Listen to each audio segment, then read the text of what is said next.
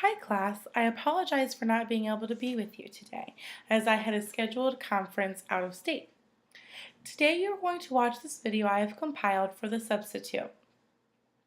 Today's lesson will be discussing the slave trade and the slave way of life on the plantations. This lesson will be leading up to next week's lesson on the Civil War. The slave trade was a route between the world's main powers that bought and sold African slaves for profit.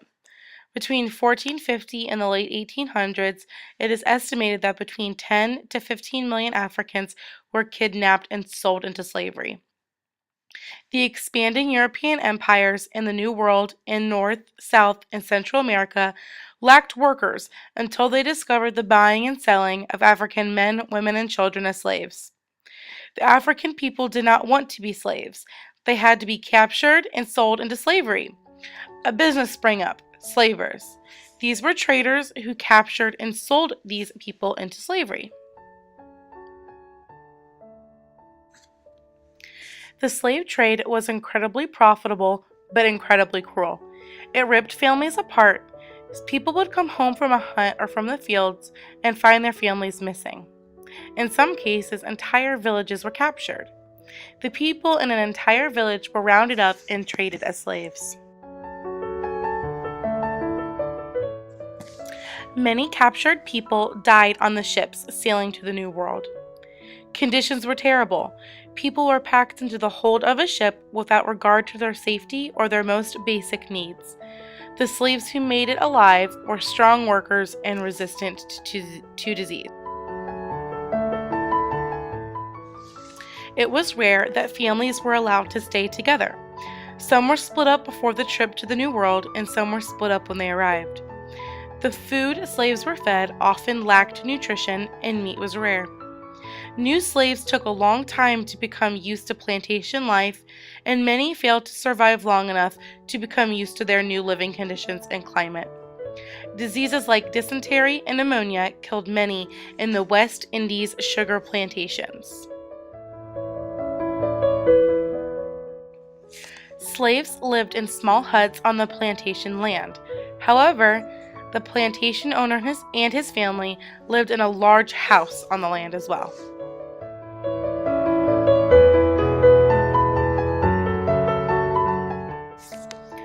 Work on the sugar plantations was extremely hard and required large numbers of workers. All slaves, including children and the old, were expected to work.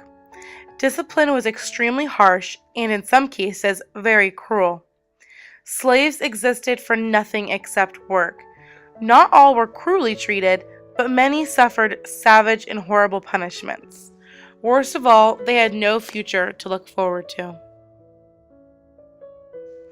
Huts built by the plantation owners for their slaves were flimsy protection against the cold winds of winter. These huts were often small, cold, and not comfortable living quarters. It is not surprising to find out that many slaves tried to escape this terrible life.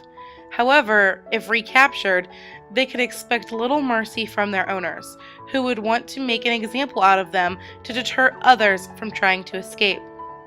Terrible whippings were common, and on some plantations, much more cruel punishments were carried out by ruthless overseers.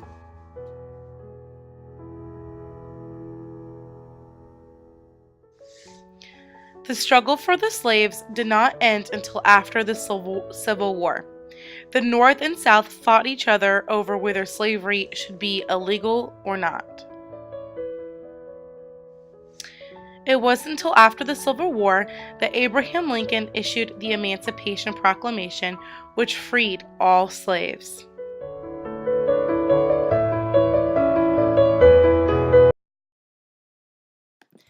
Now, students, please take 5 minutes to participate in a Think, Pair, Share with 3 other students. I want you guys to get into a group of 4 total and take a few minutes to quietly brainstorm about how you feel about what you just watched. How would you feel if you were a slave? What would you have done if your family was ripped apart? Share your answers in your group and discuss similarities and differences in your thoughts. Thank you, class. I will see everyone tomorrow.